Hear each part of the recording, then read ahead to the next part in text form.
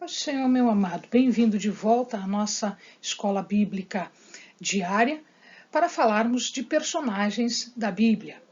Pega a sua Bíblia, pega seu caderno de estudos, seu lápis, sua caneta, ora ao Senhor, vamos conosco, vamos ver mais um personagem da Bíblia. Hoje nós vamos falar sobre Zadok. Zadok quer dizer justo. Este Zadok que nós estamos discutindo aqui é filho de Aitube. Aitube é da descendência de Eleazar, filho de Arão.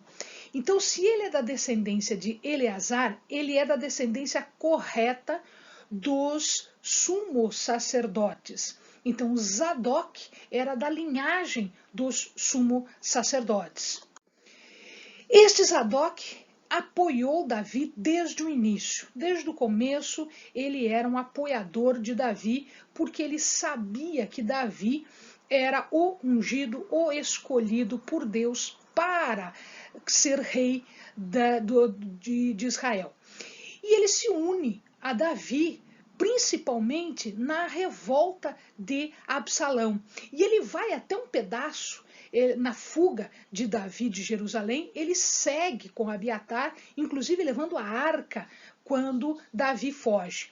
Davi pede a ele: volte e me ajude lá enquanto Absalão estiver em Jerusalém. E é isso que ele faz. Ele volta e ele fica somente observando as coisas e informando Davi do que estava acontecendo em Jerusalém. Ele e Abiatar.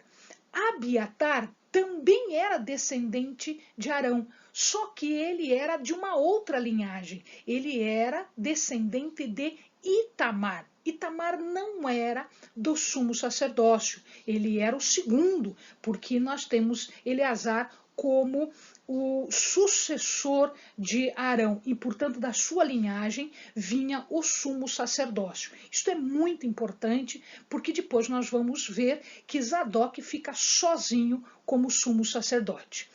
Eles uniram o povo ao redor de Davi quando Davi volta a Jerusalém, uma vez que Absalão já é dominado e, inclusive, ele morre em batalha. Quando Davi já era velho, quando ele já estava na fase de fazer a transição do seu governo, ocorre aqui uma questão muito importante. Zadok fica do lado de Salomão, porque ele sabia que Salomão deveria suceder Davi. E esta era a vontade de Deus e esta já era a promessa de Davi. Mas Adonias, que estava na linha sucessória, ele seria o filho mais velho.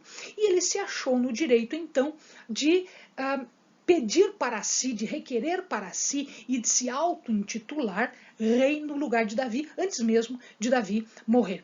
Abiatar fica do lado de Adonias. E aí a coisa fica complicada para ele. Por quê? Porque Natã e Batseba lembraram Davi da sua promessa, da palavra que Deus tinha dado a ele acerca de Salomão, e então ele decide fazer Salomão o seu sucessor. Quando isto acontece, Natã conversa com Zadok e Zadok unge Salomão como o herdeiro. Agora, quando Salomão assume o reinado, ele nomeia Azarias, filho de Zadok, como sumo sacerdote. E aí, esta descendência vai correta agora, da linhagem de Eleazar, dos sumos sacerdotes, ela vai até quando da tomada de Jerusalém pelos babilônios, a ida ao cativeiro babilônico. E depois, no retorno, eles prosseguem até 100 e pouquinho, 150, 170 antes de Cristo, eles prosseguem na linhagem correta. O que acontece em relação a esta substituição dos descendentes de Zadok acontece lá na revolta dos Macabeus. Nós temos um vídeo um pouquinho mais antigo que fala sobre esta revolta, inclusive com a substituição do sumo sacerdócio correto por uma outra pessoa que não era da linhagem correta.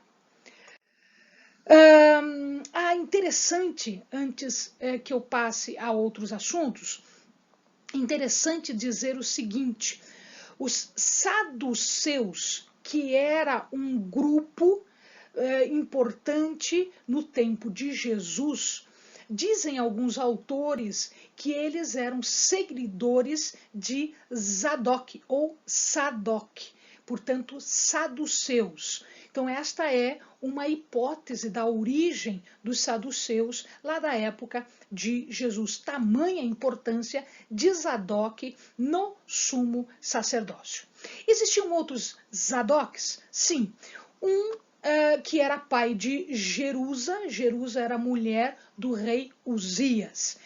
E dois indivíduos da época de Neemias, quando eles voltaram do cativeiro babilônico e que funcionavam não só como sacerdócios, né, como sacerdotes, mas também não sumos sacerdotes. Sacerdotes eram levitas, portanto, eles trabalharam na reconstrução dos muros. Um deles era filho de Baaná e o outro era filho de Imer.